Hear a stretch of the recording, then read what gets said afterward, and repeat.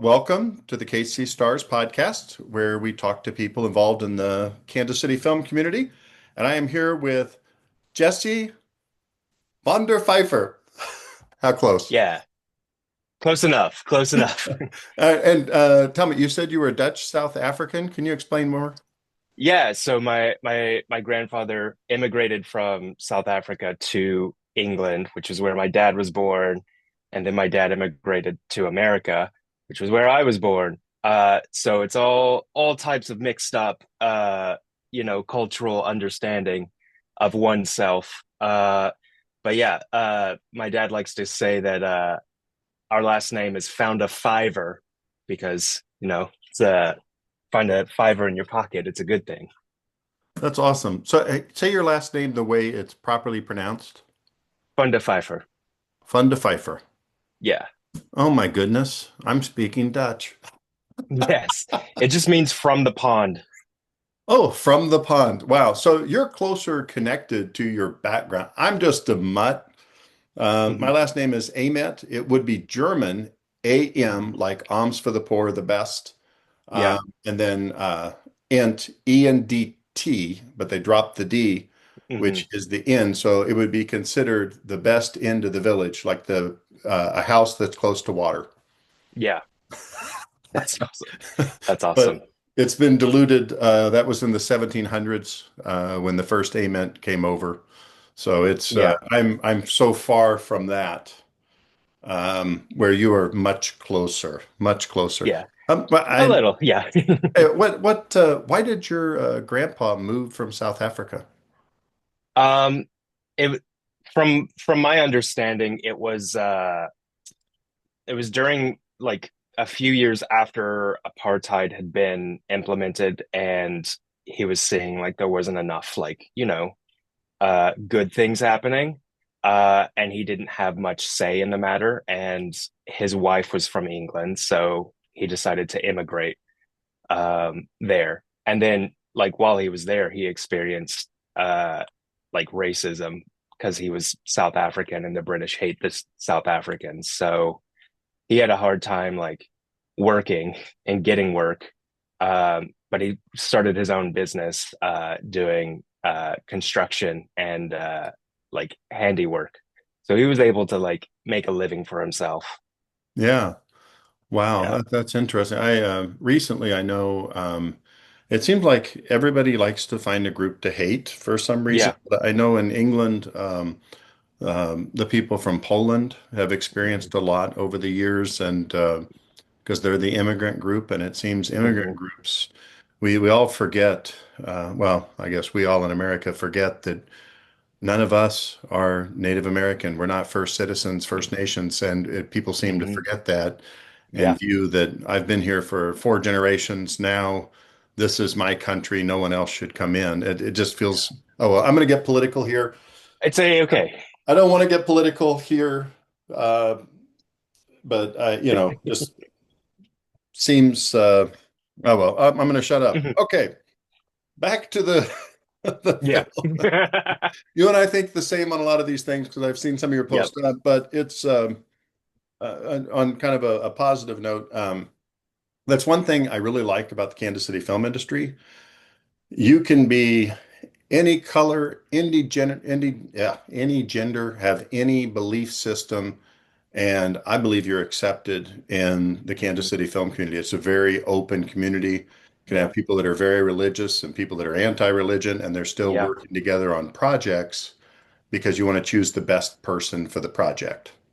Definitely. Yeah. Like what I've found has been like there's just a diversity of everything. But if you're not fun to be around, if you're a jerk, you don't get work. Like Right. if you can interface and if you can have conversations like on the side, like you're gonna get hit up for work. So it's fine. That's awesome. Now you are, I have seen you and I've been in two projects with you. One, you were the sound guy, which is Hmm. not the correct term. I know, but that's what It's everybody always fine. says is, hey, there's It's the fine. sound guy. Yeah. And then you were also the director, which I appreciate you choosing me to be in your project. Yeah. Can you tell us a little bit about how you got involved in sound in particular? So I remember it goes back to just being a kid. Um, there's a funny story of when I was, I think, 3 years old, maybe two. My dad was a radio DJ of a local radio station in Memphis, Tennessee, and I went crawling underneath the cabinets and pulled some cables that I wasn't supposed to pull. Um, so I've always been messing with cables and like unplugging things and then making mistakes and trying to fix it on the fly. Uh, I, I've been around audio equipment since I was a kid, is basically what I'm trying to say. I had a 4-track recorder and I was recording myself playing drums, playing guitar, playing bass, and singing. And then that transitioned into when my family moved to Kansas City. Side note, we joined a Christian cult. I'm out of it now. But I, like, using the power of Google, just Googled all of um, their mixer boards and like read the manuals, watched all the training videos, and I like went up to them and I was like, "Hey, I know how to use your audio board." And so I got involved in front of house live sound and broadcast, and ended up helping them with one of their major conferences that they had in town. And then once I got out, I was like, "Hey, I have this experience in live production," and use that to start PAing on film sets and being out and actually being around people. Um, and the like some of the first film sets I was on, I was just doing general gopher work. Um, I worked in lighting, I worked in camera. I did a bunch of other like office work and things like that. And then a DP in town was like, "Hey, I know you're from this place and you used to do sound there. Why aren't you doing sound now?" And that was almost 10 years ago. And I was like, "Yeah, you're right. I do have a background in audio. Like, why are my hands and my body hurting every time I come home?" Uh, so I made the both wise and unwise decision to max out my credit card and buy audio equipment. And so I bought a mixer, um I bought some wireless stuff, and then was like, "Cool, audio's the job." And so like locked in on audio being the career in a way that just covers the bills. Well, so do you work full time in the film industry? I work full time in the film industry. I've been full time for almost 12 years now. Yeah. Wow. Wow. And Yeah. I normally don't show pictures this Hmm. early, but I have like several pictures I was just going to ask you about. I don't know if you've watched the show Hmm. before, but I usually Yeah. do this a little bit later on. Yeah. Let's go for it. All right. Yeah. So, Melissa Etheridge, you were involved in what way with her? So they were filming in the Topeka Women's Correctional Facility, and I got hit up to do audio for kind of the documentary side of that while we were setting up for the show. Because she was doing a concert in the courtyard um, of the facility, and she had been she had like a correspondence with I'm trying to remember how many women, like 6 women that like they were writing back and forth, sharing their story and like befriending Melissa. And Melissa wrote a song for them, and she did a concert there for them. And so in that docu series, mic'd up 6 women and Melissa, and just captured them interacting before, after, during the concert. Um, but yeah, that whole process of going through the prison is you have to have everything itemized. You have to make sure like everything you come with is everything you leave with, and so have to go through security. You have to take everything out. So uh, I was there. I think we were shooting there 2 or 3 days, if I remember correctly. About how long ago was that? Ooh, I can look on call sheet. It may have been a year and a half, maybe two Oh, that's years. good. That's good. Yeah, That's good. And Melissa Etheridge, she is from somewhere nearby. Do you know where she's from? I don't. I'm blanking on That's okay. my I think, Melissa Etheridge lore. yeah, that's okay. I think she's from Kansas or Missouri. So I bet she's from Kansas since she went there instead of Yeah, Chillicothe or, gosh, I can't that remember the checks out. second. Yeah, Can't remember where the second Missouri prison is for women. We have two. Kansas yeah, probably has one, but I don't know. yeah. And tell me about this. Rennie, yeah. So they hit me up to do audio for all of it, and then the thing about our industry is whenever you book a job that seems really fun, you then get hit up for work that will pay your bills. So I had to like turn down a large portion of the days. Um, but like the days that I was on were super fun. I honestly like I think out of the like 20 shooting days, I think I was on maybe 3 days. Um, which it's like I want to be on all of it, but I have to pay bills. Yeah. um, so yeah, it was a fun experience. I think every day that I went, I dressed up in Ren Fair clothing, which was super fun to like be carrying the audio bag and you know I can be in picture you Ren doing Fair that, garb. by the way. I Yeah, can picture that. I wasn't the only one on crew. Did you have elf ears when you were doing that? Oh no, I wish. Well, do you know Dan Fecht or Rick Daniels? Uh, I think so. Yeah, yeah. Yeah, he was in the project that I met you on was Nikita, Hmm. which is the 916 Productions, and he was in Hmm. that because he spoke German. Oh yeah, yeah, yeah. And then he was in this one as he actually looked really funny. I watched it where he was kind of like their leader, but nobody respected him. It was Hmm. amusing. And then you actually, any big thing that seems that comes to Kansas City, I saw your name involved. Tell me about your experience with Queer Eye. So Queer Eye, like funny thing with Queer Eye, it's technically my first Emmy I got for crew participation. Oh, wow. Um, but another one of those like so within film production and larger scale things past like the indie sector, um, you have what's called day playing, and it's not like you're hired for the entire run, but you come in to work a couple of days or whatever.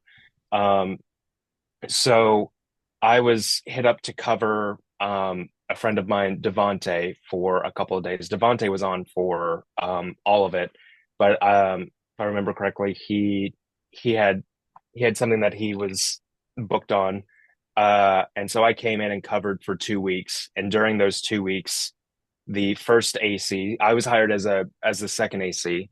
The first AC, What's AC? he AC is assistant to camera. So usually on narrative projects, not unscripted. Queer Eye's unscripted. On narrative projects and commercial, you'll generally have someone who's sitting behind pulling focus on a camera, and it's usually one or two cameras on set. On unscripted stuff, typically the camera operator is pulling focus, and they are taking care of what they need to take care of. With the AC in both narrative, unscripted, there is your responsibilities are making sure the camera sensors are clean, making sure the lenses are clean, making sure everything's calibrated and all the settings are right. You have all the charged batteries, you have all the media, and you help with setting up tripods and like any camera gack that you need to set up. Mhm. So specifically on Queer Eye, I was on for I think 2 weeks, um, less than 2 weeks, and uh, had to rig out building some gimbals, set up interview cameras, helped operate cameras as needed, um, carrying a tripod on my shoulder, kind of thing. But Wow. that was one of the technically the one of the last big jobs that I worked as AC before I like fully switched over to audio. Okay. Yeah. Mhm. Whoa. Yeah. Not So made for that one, kids. I can't put made for kids now on this when I put it on YouTube. uh-oh, you But can edit it. Yeah, that one was a I'm trying to remember one of the what production was it? It was it was a production long time ago. I was PA on it, I think. I think it was PA, maybe AC on it. But we rented fake prop guns from uh, what is it? We Rent Guns, uh, the the the shop up in KCK. Uh, okay. and Like you got and that Glocks there. yeah, they look real, but like the triggers don't move or anything. But hey, finger safe. That's my wife and I like on our technically our honeymoon, like 3 years after we or 2 years after we were married. Uh, we went to the German we went to the German film history museum that was on the working film lot uh, in Germany, Very cool. and they had a Falcor set up there, and that was the only reason I wanted to go there was because they had Falcor. It's Because awesome. many, Great picture though. yeah, super fun. Whoa, That's whoa. This you're making sound now, not just listening to sound. What's this? yeah. Look, I deal in wiggly air. Um, so I've been a musician all my life. Was one of the reasons why my dad immigrated to the States was because of the blues music and the Ramones. And so always been around music in some sort of way. And this is a solo project that I have called Jessie Bear. Uh, that's kind of a lot of wordy songs, a lot of electronic things all thrown together. And this is a show in Champaign Urbana, Illinois. Yeah. Uh, so yeah. That's neat. And by the way, I never met him, but I'm in a movie with Ramone. Gosh, I can't talk. Oh, that's awesome. Uh, Catch and Kessler. Yeah. So that's one of the first like big PA jobs that I worked on, like big productions that came through. Uh, I was just a PA on that, running around, doing everything I could to help out.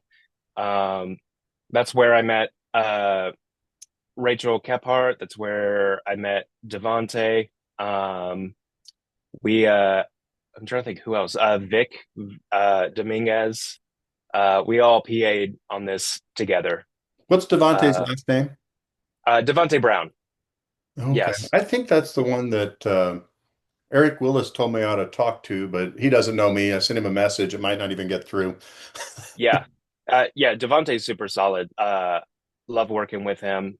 He's like so I have this general like ethos like with friends if they hit me up for a project and I'm free, I'm like I'll do anything, you know? Like it's kind of like how like when I started in the in working in the industry, it was a mix of people who were mad that they weren't making things and only hiring certain people and a lot of indie stuff.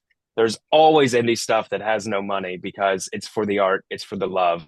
Right. Um, and uh, I'm like familiar my with that. yeah, and so my ethos is like one for the homies, one for the community, like a month if I can, and then like if I have space, you know.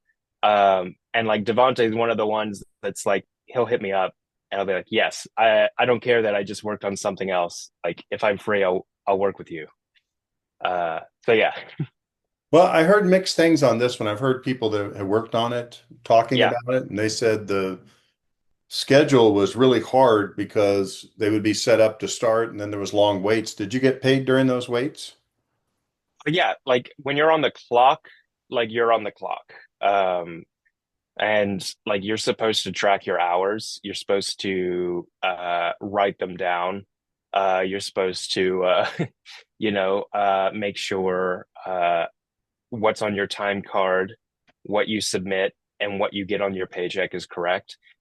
With this particular production, Catching Kelsey, and what is a trend that can happen, but it hasn't happened recently as more local producers are kind of on top of it, and we have more solid people coming in. Uh, you want to make sure that no numbers get adjusted and moved. Because that has been a thing. That was an earlier thing that I experienced on a couple of features that I was on and a couple of other reality things where numbers get adjusted, like on the back end. It's a very shady old practice of like, cutting your hours, but not telling you. Uh, so you got to make sure what you wrote down and what got submitted is correct. And so if it's a paper time card, I always take a picture. Sure. Um, if it's a web one, I make sure it sends me a PDF of it, or I take a screenshot. But yeah, uh, generally like reality stuff is a 12-hour day, if not more. Narrative stuff, it can also be 12 hours or more. Like our in America, our base is 12, but everywhere else in the world it's 10. So like you gotta like you feel the pull at 10, like I really want to go to bed. I want to go home. I want to Yeah. see my cats and dogs, but like yeah. Well, so have you worked in other countries? I've worked on documentary stuff out of country. I worked on a short film in England. I've done some like mini doc stuff in England. Um, I have dual citizenship with England, so I'm trying to like get a little bit of work there. But also like I'm down to travel anyway. Yeah. So you've done Yeah. England, you did a mini documentary. What was it on? Yep. Tell me about that. Um, the mini doc was just on like interviewing some people on the side of the road. I'm not sure where it went. It was with there was a company that would have me travel across the country, and then that company had me go to Sweden for a job, and then some stuff in London, and it was mainly for their internal like supporters. Like training videos or something different? Yeah, so like when it's like an investment firm that Oh, like okay. they're investing in like communities and things like that, and they they're like, hey, like we have these many people giving this much money, like we need to put out a video for them, like show that their money's going somewhere. Which is really annoying, like when you do fun projects and then you can't show them. It's like uh but yeah, like that was one. A different organization uh had me go to Indonesia, and we shot a mini doc there. That's another one that we can't like show, but it was some beautiful stuff that we shot there. I was on as B cam and audio, and it was me, the DP, the director, and then a producer, and that was it. I really enjoy like small crews for documentary stuff, um, because you can be more personable with people, and people get more comfortable with you. So yeah, That's awesome. but When, yeah, when you were involved in that, Mhm. were you mainly like, and I know you brought up other things, but were you mainly sound? Did you did the end? Were you on camera at all? What were you doing? Yeah. So on that one, it was a fun mix because like we had set interviews, and so I was essentially ACing and doing audio. which is typically a big no-no in production. You don't want to combine jobs. You don't want to do multiple things on set because when you do multiple things on set, you may like not notice something. Something may fall through the cracks. But in like a small documentary setup, it's like I have my ears in, the director's also listening. So like you got two sets of ears that are listening for stuff. And then me running another camera. Um, yeah. I again, it's like you add more to your plate, but going and traveling with a smaller audio kit and a medium-sized camera kit, it's not so many buttons to press. Um, I think I had only two channels of wireless because like we were only interviewing one person at a time. Um, if we were doing two people, I was just using a boom. We did some B-roll within the small town. We were in an island off of the mainland. West Sumba was the island that we were on, and on that island there was like a larger town. So we were running through their market, and I'm just running through with a boom mic, following following the DP as he follows our subject. So like for that stuff, like we planned ahead, like, okay, this section is going to be audio. Now we're going to move to like two camera stuff. Now we're going to move to drone. Now we're going to move to this. And so depending on what um, it was just kind of an open dialogue with the director of like, hey, what do you want audio for? Um, on some jobs, like you want everyone mic'd up, like no questions asked, don't touch anything. But when it was a hey, we're a small crew, everyone gets a few extra hats, and I can thrive in either situation. I feel like I enjoy the balance of like you know feeling like I'm making the art, I'm being a part of the process. Um, like I know I'm trailing off on like a different thing, It's all but good. like I for me, I feel like audio is the job, the thing that pays the bills, the thing that's been more consistent, the thing that you're not necessarily hired to be creative at. You're just hired to capture sound. And like still capturing good sound, but like I don't feel like I'm actually a part of the team, you know? Hmm. So I say audio is the job. And then all of the camera work, all of the DP work, the directing, the writing, the music, that's all for me, and that's for art, and that's for fun. And so it's been an easy like separation for me. Because when you get into the like side of being a DP or director, like there can be like a competitive nature that isn't conducive for the art growing. It's more comparison. It's more like nitpicky. There's clicks. There's things like that that can happen, and uh, when you don't care as much and you're just doing it for yourself and because you want to put art out there, you can just move past all of that. So But you tell me about do you write also? yeah. Tell me some things you've written. Some things that I've written. So there's a short that I wrote for the 135 IFCKC competition called One More Time. It's a vertical thing that I made, but not like a 9 by 16, but like a 3 by 4.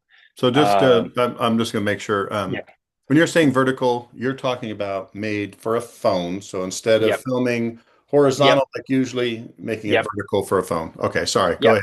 Yeah, yeah. Like I chose a weirder aspect ratio because I also wanted it to like play on like theater screens. Uh, because like it wasn't super wide, but it was squished enough that you could see it on a big screen and see everything. Um, so like that one was I think 6 pages. It's weird. It's like a internal dialogue conversation with oneself. Um, then I with Clown at a Funeral, I think I removed 4 pages from Justin's script and then accidentally added 6. Uh, Excellent, excellent. And I'll tell people, Clown at the Funeral yeah. was one of those, the Independent Film Coalition Kansas City did a competition where they handed out 4 or 5 scripts to the Hmm. same, to different directors, and then 4 or 5 different scripts to different directors. And Yeah. then everybody does their own version of the movie. And yours was excellent and won It the won best out of the clowns. out of the It won. clowns. Yours won. So whatever Yes. you did well. Yeah. Yeah. So that competition's called Filmmaker Face Off, and it's actually 3 scripts split Oh, amongst 15 teams. So one script to 5 teams. Uh, which like it's a great concept. Because I was chatting with Patrick about it, because from my understanding, it was his idea to start doing this competition. so Patrick And Poe. Patrick Poe, yes, sorry, I'll yeah. tell you what, I love him whenever he is in Mhm. front of people with a microphone. And I told him that I went to the last IFCKC, and Yeah, I said, when you get the microphone, it's like he is just funny and in control and so at ease. And he yeah, said he used to be a stand-up comedian, which I thought was amusing. that's so good. That's so good. Checks out. Yeah. Uh, yeah. So I don't know. It's funny. The joining the IFCKC, like the first competition I did was the one night stand, which I think was they do that in the summer. Explain what that And is. so the one night stand, this is the IFCKC promotional moment. So the one night stand is a 10-hour film festival. You get your prompt, you get the theme, and you get the thing that you need to work into it in the morning, and then by like at 8 a.m. and then by 6 p.m. you should have submitted your film. I think the limit's like 5 minutes on them. So I think it was 2 or 3 of those ago, or two. It was 2 ago that I started going to the IFCKC. Like for me, like I earlier I talked about choosing that audio is a job and then everything else is fun.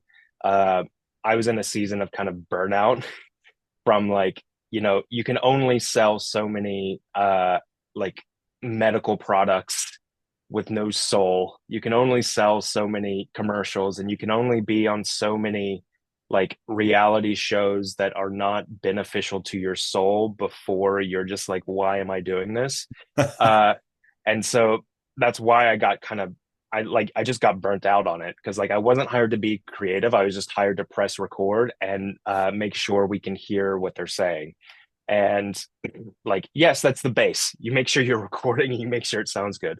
Uh, but I don't know. I'm a creative deep down. I wanna be a part of the team, and like the audio department isn't seen as a part of the team so much. They're seen as like, oh yeah, we need to get audio. They're not brought in earlier on, uh, which is sad. Um, and like remind me to go back to that. There was a film that shot that the director did talk to me. So like I was burnt out, and uh, I just was chatting with a DP friend of mine, Evan Wunsch, and he like mentioned that, hey, like there's this IFCKC thing, and I was like, what? Oh yeah, I know about that, but I've had bad experiences with that. Directors reaching out to you and then being offended when you're like, hey, here are my rates, and uh, I'm like, hey, this is a cold call. You didn't tell me this was an indie project. You didn't tell me anything.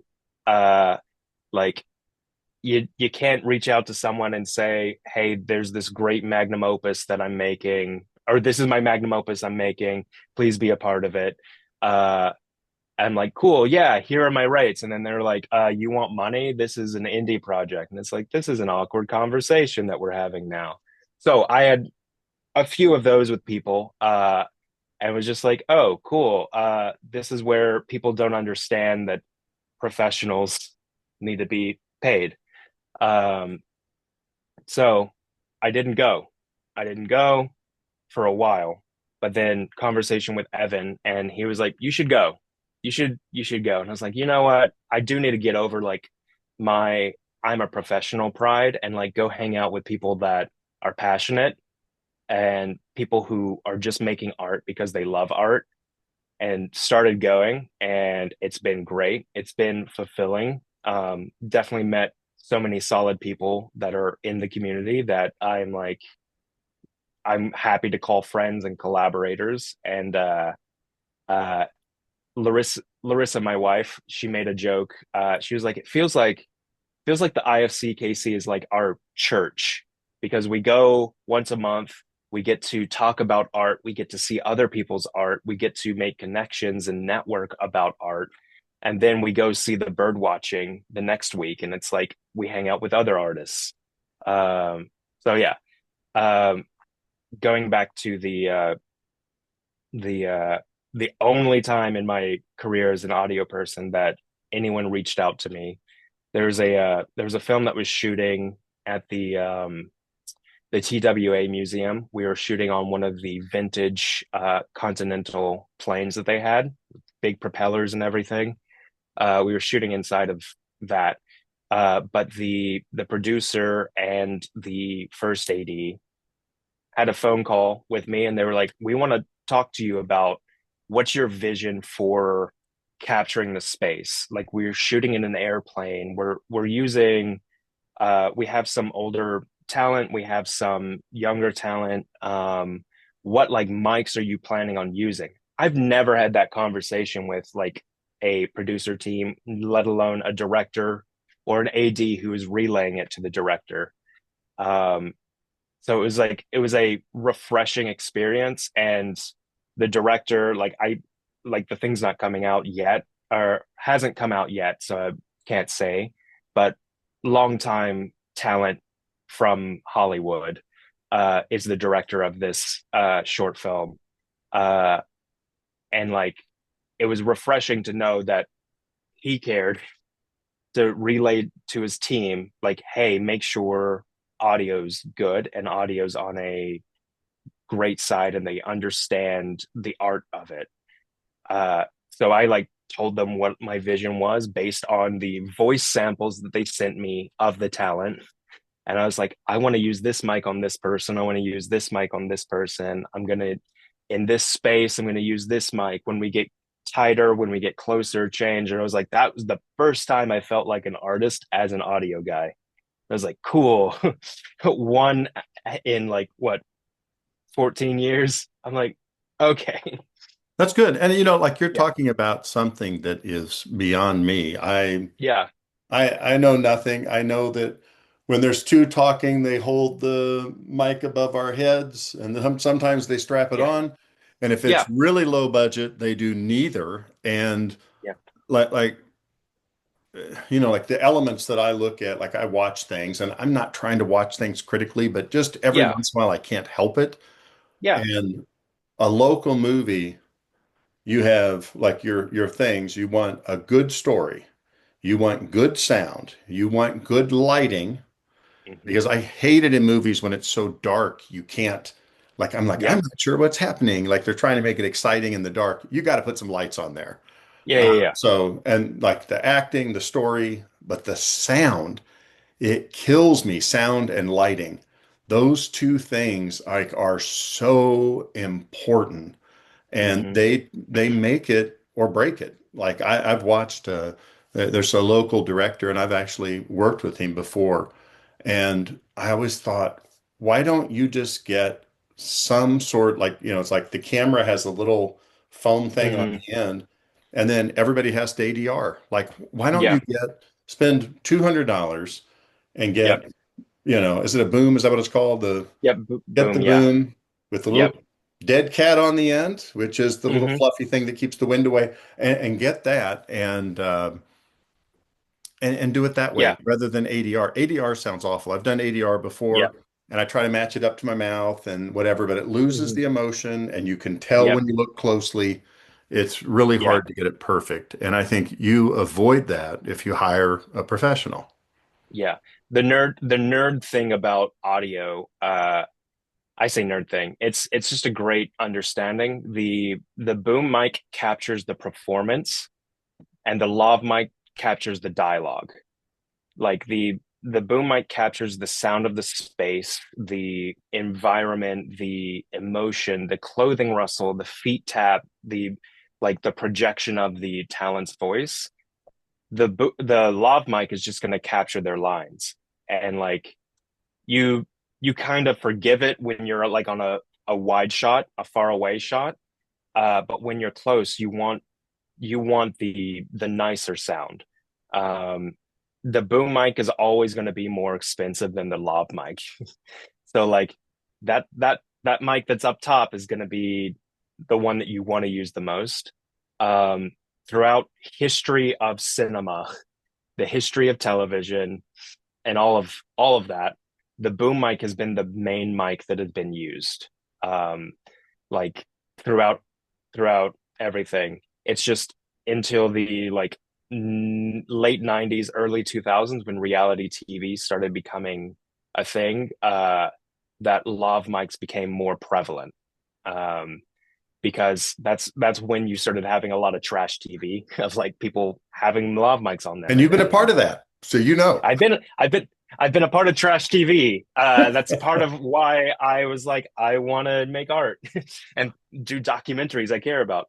Uh, yeah, so that's yeah, like you can get away with doing just the boom, but like you need to have someone who captures and who can work with the talent and who can dance. And so booming isn't just putting a mic there and hoping it captures sound. Like there's a balance. Um, like there's a the boom operator for Monty Python did an interview about being an audio person in the early days of tech, and he was like, you have to basically preemptively know when the joke's coming and swing the boom to whoever's saying the line because they were using their boom mic with a long cable going directly to tape, and it was one boom mic. So you had to capture one person on one side of the room and quickly swing it to capture the other person.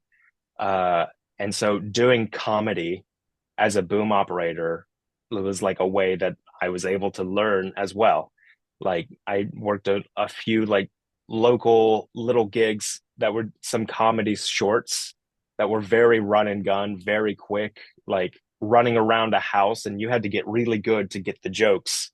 Yeah, they were loved, but like the boom's always going to sound better. So, uh, yeah, that's just a nerd thing for a second.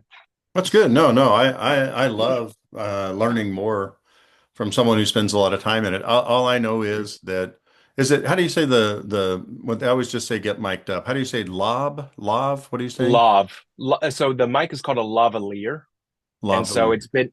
it's been abbreviated to laved, Yeah. or mic'd up, wired. Like there's multiple different ways, but also like I ride the line between like the some of the European British terms and the American terms, so it's all kind of You should jumbled. live in Canada. That's what they do. Um, Oh hell yeah. they yeah. All I know is when they put a mic on me, I Mhm. forget, leave, and have to come back when they text me or call me and give it Yep, back yep, every time. yeah. Um, so yeah, I But prefer the boom for that reason. yeah, yeah. No, I like it when talent forgets that they're mic'd because like you get a better performance because like you forget that you're mic'd and you're there just acting, which is great. When you have people who are constantly like adjusting or feeling or like uncomfortable with it, it's like, okay, I guess we'll boom. But Well, yeah, probably the first time you do it, it probably feels that way. But if you've done it yeah, several yeah, times, then you kind of forget, like, oh, yeah. someone's listening to every word I'm saying. Um, uh, I actually I put on the earphones a couple times just Hmm. to help. Like I have done the boom, like Yeah, like there's nobody else to do it kind of thing. Like I'm like yeah. someone's desperate. I'm there performing, but now I'm sitting on the sidelines and they've had me do it. And I have to tell you, the most annoying thing that I've experienced, well, that's not exactly true. Never mind. But something that's very annoying is when someone taps that mic when it's in your ears. Yeah, yeah, it's terrible.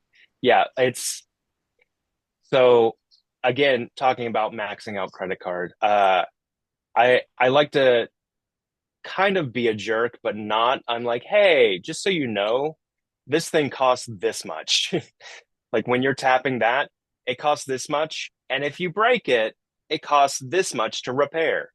And Right. like that normally will stop people from, you know, messing around with boom mics. It's so loud though when someone just touches it, and Hmm. it's somebody trying to be cute, and like I said, it's been people that I Yeah. know that I actually like, so they're trying to Yeah. tease me by Yeah. hurting my ears. Yeah. It's not fun. It's not fun. Like you just keep it away from people Yeah. who are jokesters. Um, so what is the project that's been your biggest project you've been involved with? And I know there was one in Kansas City that was episodic recently. I didn't know if you were involved in that or any other big projects. A big project. Without saying the name, if it's that one. Yeah. So here's the thing that's annoying, but it's completely fine. I've worked on quite a few like big network things that were pilots, like in Kansas City. So working on pilot reality shows or pilot narrative things, uh, and it's just networks shopping in the market and trying to see, hey, can we do things? But then it's also the tastemakers back at HQ are like, this season we don't need this, or this season we want this. So I've worked on about 12 or 13 of those with varying crews around town, and like they haven't come and hit. Those are like reality shows where we're following a couple that's doing renovations or a very unique thing, or like we're going to a jail and hanging out with people in a jail and reconnecting them with their family or things like that. I worked on a few nationwide commercials. Um, Network wise, I'm trying to think the biggest thing. I don't know. Like it's all relative, at least to me, in the sense because I'm like I don't watch TV that much. I watch movies more. I think the last two the last the last two features that I did audio on, uh, they're still indie, not super big. Uh, but those for me felt uh, bigger. Hmm. Um, Worked on a film that we had Cuba Gooding Jr. in. Uh, Loretta, I'm blanking on her name. I'm gonna Google it. It's okay. Sorry. Yeah, What do you remember the name of the project, or was there breaking break the cycle. Uh, Break the Cycle? And that was filmed in Kansas City? that was filmed in Kansas City, and we had Devonte Brown was actually the director on it. Oh wow. Um, yeah, thank you for your patience. Double checking. Yeah, it was. Yeah, Devonte Brown was in it. Vivica Fox was in it. Oh, okay. Yeah, super fun. It was fun. I don't know. I like features more than like short form content because you get to trauma bond with people and you make connections. Like the some of the crew that were from out of town that were on that, still friends, and we still message and DM each other memes all the time. Uh, and like we shot that almost a year and a half ago. So yeah, um, I don't know. Like I've found like my audio career specifically kind of is in the middle ground of things, which is completely fine. Um, Being hit up for local commercial work, like nationwide campaigns, worldwide campaigns. Uh, and then also working on indie and reality stuff. The project that you're referencing, I wasn't on it, but my wife was. Um, Um, what was and she in? What was she in that project? she was doing craft services. So Oh, providing craft services for almost 500 people that were on set, which is wow. insane. Well, tell her I appreciated it. Yes, yes, yes. Um, speaking of craft services, um, if you were to choose, like someone came to town, one of those people from out of Yeah, town, they came and they said, I only have time to eat barbecue at one place. What is yeah. the best overall barbecue in Kansas City? And I can go anywhere, Kansas or Missouri. Okay, so here's the fun thing. I've been vegan for 10, 12 years now. Oh no. Um, but before that, my favorite spot was LC's barbecue. And Yes. the Yes. reason Yes. why is because the LC was from Mississippi, and there's a particular style of barbecue from Mississippi that is very not Kansas City. Uh, and it's unique. And like with them being in Kansas City, they were able to, mix flavors. Like the the more southern style of barbecue is pork based, and like Hmm. as you go north, it gets more beef based. Um, so like that's the differentiation. Like back when I ate meat, I preferred like the pork over beef. I didn't really like steak that much. It was chicken or pork. Those were the two like main staples of like Mississippi, Memphis barbecue. So coming to Kansas City and having LC's, it was like, okay, this is good barbecue. LC's, by the way, like, but what you're saying is true when you're talking about the South, like the Carolinas, Georgia, all of that, like the pork. But when you go to Texas, New Mexico, Arizona, I Hmm. believe Arizona, it's more beef based. Yeah, And Kansas City was the end of the cattle drive, so beef, yeah, but they have everything here. It is not yeah, like if you go to North yeah, Carolina, I mean, it's going to be pork. yeah, yeah, And here it's pork, chicken, beef. It's yeah, it's all three plus. They do have some yeah, vegetarian. I told uh, Liz Hackworth there is a vegan barbecue truck that yeah. I sent her the message on it after after we met. I don't know if you've ever That's been there. I awesome. can't think of what it's called, but I'll send you the same video. Yeah, I'll send it to you. yeah. Do it. I know. What is it? KC Joe's. They have their mushroom Z Man that I'll hit up uh, if I am going there. My wife Uh, is almost a vegetarian. She is mhm. rarely, she goes, days and days and days without eating any meat. I mean, most days she does not. So Yeah, I would call her half a vegetarian. that's awesome. Yeah. She's I probably dig more it. like 95%, but I call her half a vegetarian. Half a vegetarian. Yeah, because she, like most of the time, given a choice, it's only if I cook something that has chicken or fish, she will occasionally eat it. And even then, the portion she Yeah, eats, like here's a regular sized portion, she will eat the tiniest, like yeah, 2 bites. Like, and it's like, wow, you really don't love this, do you? Um, that's awesome. so I guess like, what is your advice if somebody wants to get involved in audio? What would be your advice to them? My advice to them is just reach out to uh to people in the community. Um, I like when I started getting into it, it was harder to find, people that kind of get the ethos of if we're all working together, we all eat.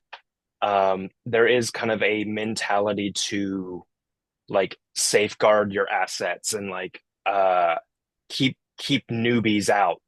And I don't know, I don't appreciate that as a like creative and as someone who wants to make art and build the community up.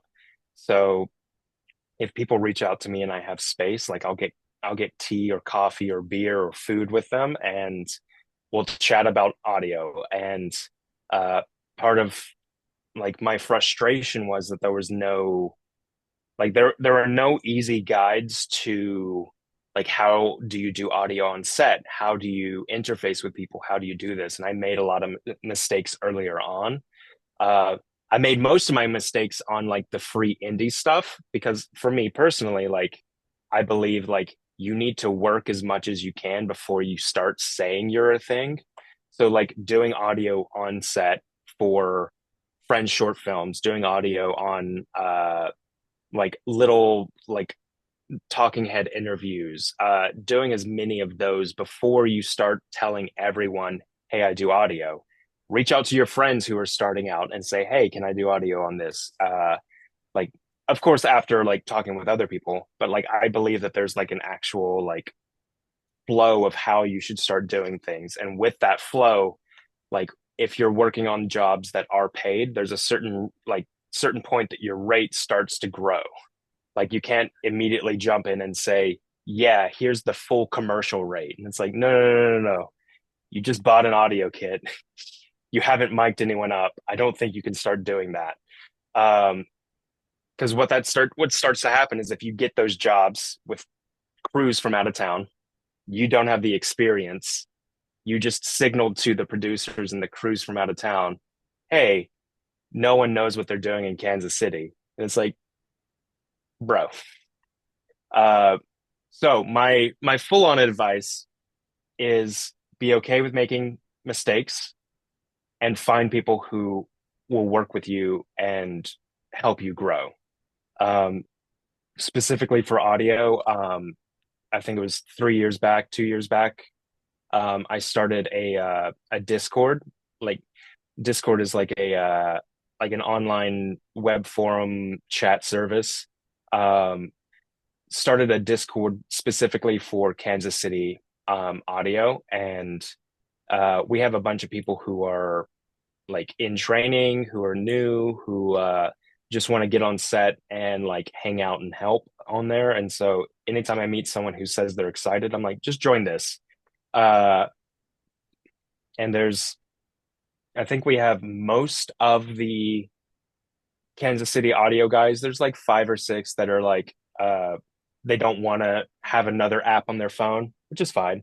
Uh, but like it's still a resource and still try to like bring them in. Try to do like a yearly meetup when we can with just specifically audio guys and girls and non-binary individuals that we all just talk about the weirdness of audio. So yeah, I don't know. It's just advice. Make sure it's recording and find your tribe. That's good. Those are good. That's good. Great advice, actually. What do you think motivates you to keep doing audio besides the money? Besides the money, I it it's kind of the thing of like it's a I'm in for me I'm in that weird point where I'm like cool audio's a thing and I'm looking and seeing like my next steps, hence the like camera DP and directing stuff. What keeps me doing audio is like uh essentially like I've learned the flow of it. I've learned uh I've learned what I should stress about and what I shouldn't stress about. I learned the like I learned what I care about in audio, and so like jumping in, I can immediately just lock in and know what I need to do and what's an issue, what's not an issue. Um, and again, it is I'm at the point where it's like it's a job, but I'm passionate about it because it's a technical, nerdy job. Uh, but it's not my main passion. Um, I still enjoy it. I still value good audio. People say that audio is half the picture, but like I say audio is like 70% of the picture because movies like Blair Witch Project or uh dang it, I'm blanking on it. there was another horror movie, like a lot of horror movies that have just a very grimy look but have great audio. You forgive like the issues with the camera or the like the style not being right if the audio's good. Yeah, no, that's great. What separates you from other audio people? Audio Uh people is a thing to say. yeah. What separates me from them? I mean, not everyone, but there is I ride the line between upholding the like rate standards in a way of uh Kansas City specifically, like our market, uh but also if I'm on a project that has a lower crew count, I'm not opposed to moving a light stand. I'm not opposed to holding camera. I'm not opposed to helping out in other ways. There is a trend of like people acting very union on non-union sets, and uh, within reason. Like if it's a very stressful thing and like you have a lot that you're doing, it makes sense like that you don't help out in other areas because you have a lot on your plate. But if it's like I I mic up one person and I hold the boom, yeah, I'm okay with like taking my kid off and like carrying a tripod for like B-roll. Like I'm not gonna say nope, I'm not working. Um, like I'm flexible. I feel like I'm more flexible than other audio people. Like not throwing shade at anyone. It's just my personal ethos because I'm not content in just audio. I enjoy having multiple disciplines. I enjoy uh, being a part of the team, and uh, I'm not just there to get a paycheck. I want to be a part of what we're making. So, just like a job interview, Yeah. where do you see yourself? And I'll keep talking to give you longer to think about it. So, where do you see yourself in 5 years? Um, Considering you're still living in Kansas City in 5 years, where do you see yourself? See myself. I don't know. Like, uh, I love, I love the arts. I love making music. I love making film. I love working on fun tech things. I, I do have a dream to do find some property somewhere that can be a mixture of a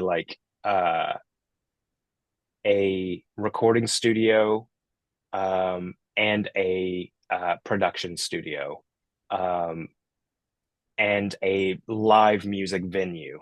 Like that's I would love investors. I would love to find a great spot. I would love to create a team eventually where it's like we can rent out the production space and we can use the recording studio and we can have a live venue uh, that's like all ages.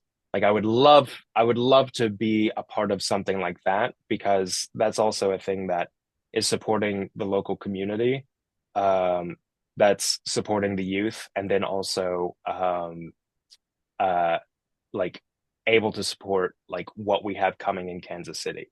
Like we have sound stages that are not sound stages. Like that's a very annoying thing. A sound stage is supposed to be completely dead to the world. You walk in there and you don't hear anything. That's how it's supposed to be. But everyone in Kansas City, you hear the traffic, you hear the train, you hear it rattling when it rains, and it's like this is not how it should be. Yeah, that's uh, and just so you know, like you put on the earphones and you've got your boom, you can hear a pin drop. I mean, it's like yeah, that does it captures even if yeah, it's almost 100%. Other people can't hear it. yeah, You can hear it and it's capturing yeah, it. So I get yeah. that. So that building thing is like one aspect of it. Like I would love to uh be making more films. Like again, DPing and directing, those are like I'm currently in my passion era for those. been in the industry so long that I'm like, okay, I haven't actually made art I like, so I want to make more art. There's a phrase that I've been saying to like all of my like friends as an encouraging thing is like, uh, I'm gonna swear, I want to make cool shit so I can make cooler shit. Like I want to make stuff that I enjoy and stuff that's cool, but I don't want to be hung up on it. I don't want to like uh keep nitpicking little things. I want to learn from it and then make something cooler. And like I want to fail upwards. So like I don't know, my where I see myself in 5 years if I'm still in Kansas City is uh able to support uh myself and family in making art. No, that's a beautiful answer. Yeah, Beautiful answer. I'll tell you, actually, thanks. I have loved talking to you. I know you as Thanks. a like a casual acquaintance, and I feel like I know you better now and understand you better now. I've really enjoyed it. I enjoy Oh, you as a good. person. Thanks. My last question for you before we end it is, any words of wisdom or thoughts of the day? Anything to end it on? Anything to end it on. Uh, if you're not having fun, you're doing it wrong. That's kind of my ethos. Like when I'm on set, even if it's audio and it's not creative, if you're not having fun, you're doing it wrong. Uh, like yes, the job is hard. Yes, it can be annoying. Yes, the producers can piss you off. Yes, the director can be an idiot and not know what they're doing. But you have a weird job. You can't be mad about it. You kind of have to laugh that like, oh hey, my job's to make sure the light looks natural but is normal. My job is to hold a camera which is rocks that we taught to see. My job is to hold a stick in the air that captures wiggly air. Like it's a weird job. Don't like get over yourself. Like, you That's right. know. And maybe someday you can be one of those idiot directors. Oh, I'm completely fine with it. There's a there's a script supervisor friend of mine who she was like the two jobs on set that are entry level are PA and director. So and I'm like, I personally am riding with that. Like, You it's like great. that? Yeah. I'm like, yeah, totally. All right. Well, hey, thank you so much. Thanks for taking your Yeah. time today, Jesse. I truly appreciate you. Thanks for having me. All right. Thanks.